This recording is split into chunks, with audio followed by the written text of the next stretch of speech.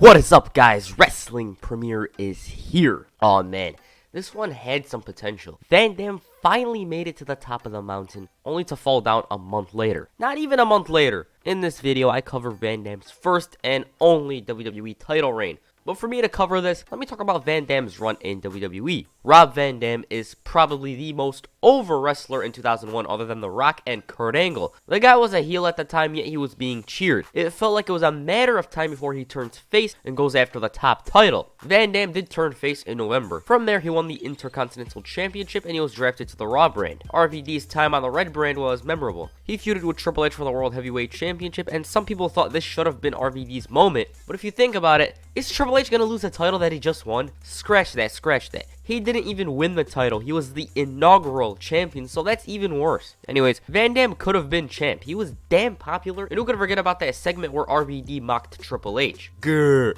I'm Mr. Muscle and Fitness. Van Dam was everything the game wasn't. Cool, laid back. He wasn't Mr. Muscle and Fitness. Anyways, Van Dam didn't win the title and he began to team up with Kane. This tag team was really entertaining. I do believe it held back both men in a way, but it was good nonetheless. I mean, they could have been in something worse. After Kane unmasked, he feuded with Mr. Monday Night. Following that, Van Dam feuded with Christian and Chris Jericho for the IC title. RVD had this really fun ladder match against Christian on the September 29, 2003 episode of Raw. They even main evented over a Goldberg and Shawn Michaels match. Then again, it's a damn ladder match, so why shouldn't it main event? Van Dam from there formed a tag team with Booker T and they won the tag titles. Following that, Mr. Monday Night became Mr. Thursday Night because Rob Van Dam was drafted to the SmackDown brand. He won the tag team championships with Rey Mysterio and their partnership was fun. You gotta wonder though, what would have happened if Van Dam never got injured, cause would they have faced each other at WrestleMania? I don't know. But since Van Dam was sidelined, he missed WrestleMania 21. There was this plan that saw RVD win this ladder match, and the prize was that he could wish for anything he wanted. It was called the Hollywood Dream Match, and the whole freaking show's wish was to have ECW return. It never happened, and instead,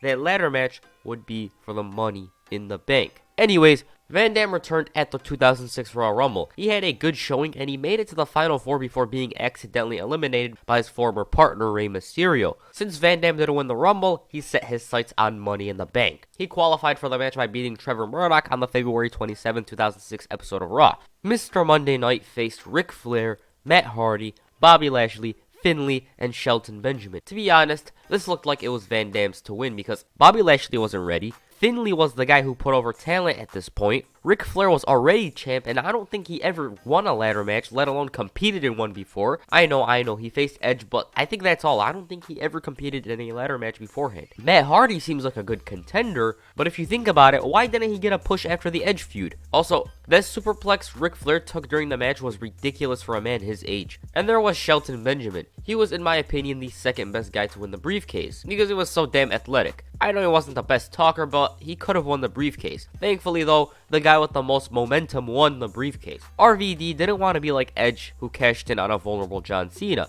He wanted to give the champion notice that he's cashing in the briefcase. Van Dam did that exact same thing on the May 22nd, 2006 episode of Raw. He told Cena that he's cashing in the Money in the Bank somewhere where the conditions work extremely well in his favor. It was at ECW One Night Stand. RVD was drafted to the newly relaunched ECW brand on the May 29th episode of Raw. He promised to win the title and rechristen it the ECW Championship. So Cena was basically defending the Raw brand. There was this plan that I found on the internet that this was originally going to be for the World Heavyweight Championship. Rey Mysterio was going to lose the title to JBL and he'd face Van Dam at the Hammerstein Ballroom. Now you guys already know how much the ECW faithful hate John Cena, but what about JBL? I mean, Cena didn't even do anything to offend him, yet they wanted his head. Imagine what they would have done to JBL. Come June 11th, Van Dam came out to a pro ECW crowd, obviously. He was 100% cheered, while John Cena, they absolutely despised him. And there was even this one guy in the crowd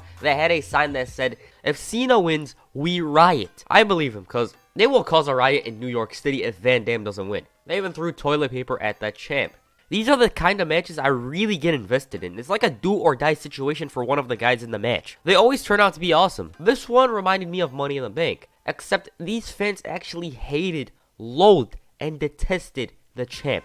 The Money in the Bank one is laughable compared to the Hammerstein Ballroom. Anyways, that match was a classic. It wasn't a legendary matchup, but The atmosphere was off the charts, and Cena worked as a heel. Right before the match, Cena threw his t-shirt a few times to the fans, who proceeded to return it and throw toilet paper at him. They were ready to go on all day long with this. Like, they could have thrown it back and forth, back and forth. I think Cena decided to throw it on the ground, and that's how it ended. Now, the match was really fun. I seriously think it's a match that you should go out of your way to watch if you never have. Not an epic wrestling match. It does have an epic atmosphere, though. Now, because I told you guys to go watch it, I feel like watching it now that I've spoken about it, because it's awesome. Cena blasted the ECW ref near the end of the match and FU'd RVD over the top rope. Cena would then turn around to a spear through a table by an unknown person. The man took off his helmet, and it was Edge. He also knocked down the SmackDown referee that came out to officiate the match after Cena blasted the ECW one. The fans chanted, "Thank you, Edge. Thank you, Edge." This was the same man who called them virgins, nerds. And plus, what about the way he covered Beulah? Like, what about that damn cover? He's a natural heel. I've never seen someone do something like that. Maybe someone did, but I can't think of one now. Van Dam capitalized on this by hitting the 5-star frog splash on Cena. He went for the cover, but there was no ref. Paul Heyman then sprinted down to the ring and counted to 3 to crown RVD the new WWE champion. This in kayfabe was seen as controversial due to the finish, which saw Heyman count the fall, not an official referee. It was, however, clarified by Heyman the next night that the match was contested under Extreme Rules. Now, let's talk about Van Dam. He has finally made it to the top of the mountain. It was such a satisfying moment to see Mr. Monday Night or Tuesday Night become the champ. On the first episode of the newly relaunched ECW, RVD was introduced to the ring by Paul Heyman, who held a hidden title belt in his hands. It was clear that it was the ECW title. Van Dam said that he was excited to be the new champion of ECW. Heyman then unveiled the ECW championship and he presented it to Van Dam. RVD said that this is the greatest honor in his career. By the way, I just kind of realized that RVD never became ECW champion. I do know he was ECW television champion for like almost 2 years, but I always forget that he wasn't ECW champion during its original run. RVD then said that he wants to keep the WWE title because it spins and he just wants to keep it. Edge then interrupted and he came out with Lita. Tess said that Edge is his new hero because of the events that occurred 2 nights earlier. The Rated R superstar told the new champ that he respects him. He then mentioned that they both won the briefcase and the title, and then he said that it's an honor to face Van Dam and tear the house down at Vengeance. He then shook his hand. It was all good. Edge proceeded to spear RVD, showing his true colors. The Rated R superstar left through the crowd and he bumped into John Cena, who then kicked his ass. Van Dam and Cena took turns in kicking his ass, and Edge then pushed RVD into Cena and he low blowed him before running off. Cena then dropped Heyman. This was the first segment of ECW and it was already a mess. I don't mean a mess in a bad way. RVD returned the favor the following week on Raw by kicking Edge in the face. He then hit a 5-star frog splash on him. The next night saw the WWE champion team up with the Olympic gold medalist Kurt Angle to face Edge and Randy Orton. This was a few months before they started the Rated R KO partnership. Near the end of the match, RVD cracked Orton's head with a steel chair. That was such a rough chair shot. Kurt Angle, meanwhile, locked Edge in the ankle lock. Lita interfered and Angle gave her a belly-to-belly. Orton recovered and hit the RKO on him. Then Van Dam hit a missile kick on the Legend Killer. Edge then saw this and he drop kicked RVD, who was trying to hit Rolling Thunder on him. Edge then signaled a spear and he failed to hit it as Van Dam whacked him with the ECW title. Mr. Tuesday Night then hit the 5-star frog splash for the victory. Now, the match at Vengeance between Edge and RVD was sublime. It's pretty underrated in my opinion. It made Van Dam look very good as WWE champion. It had some cool spots like the sunset flip on the outside, a power bomb on the barricade, and the ending saw Edge get a Van Daminator but with the WWE title instead of a chair.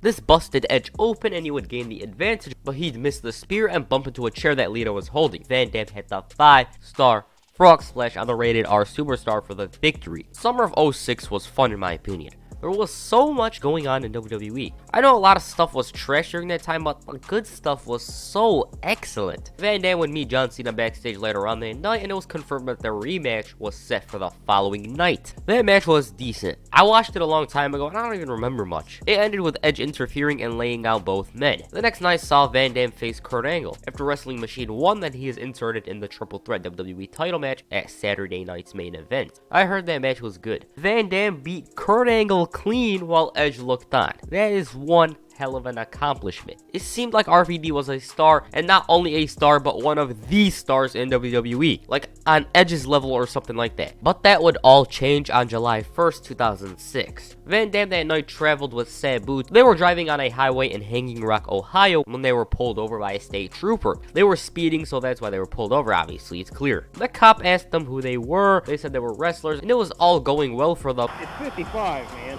Yeah, I'm sorry, I didn't realize. I thought it was 65. But then he asked them if they had any marijuana because he smelt it. Do you have any marijuana, guns, knives, drugs, anything like that in the vehicle? 49, Can you explain to me why your car smells like dope? From there, they were arrested, and apparently Van Dam was in possession of 18 grams of Mary Jane and 5 Vicodin pills, while Sabu was in possession of drug paraphernalia and 9 tablets of testolactone. They both posted bail later on. This was horrendous for Van Dam. He was flying high in WWE, and this hurt him. Like, if it wasn't for this, Van Dam would have gotten another title reign in the future. I'm not sure. Who knows? WWE then had the triple threat match pushed forward to the following week. Van Dam lost that match, and he took the pin. It was clear that he was losing the title once he got arrested. But wait, there's more. RVD lost the ECW championship the following night to the Big Show. Heyman turned on him during the match, and after the match, Paul Heyman suspended Van Dam for 30 days. In reality, it was because of the arrest. Van Dam never reached greater heights than he did in June of 2006, except for when he smoked a joint, because, that was stupid. In my opinion, Van Dam destroyed his own push. I know the rumor is that he was supposed to drop the title 2 weeks later anyways, but he was supposed to have a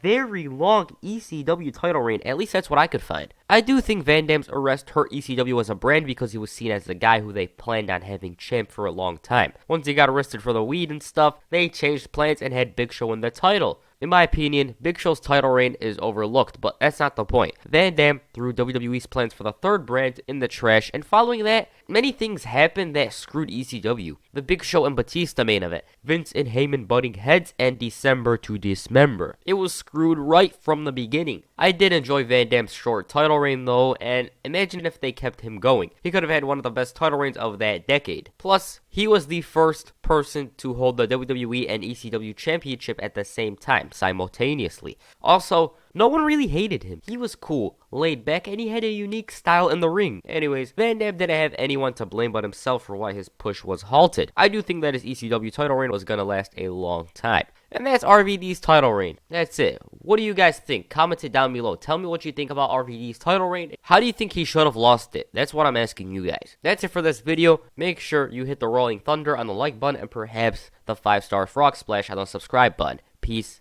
I'm out.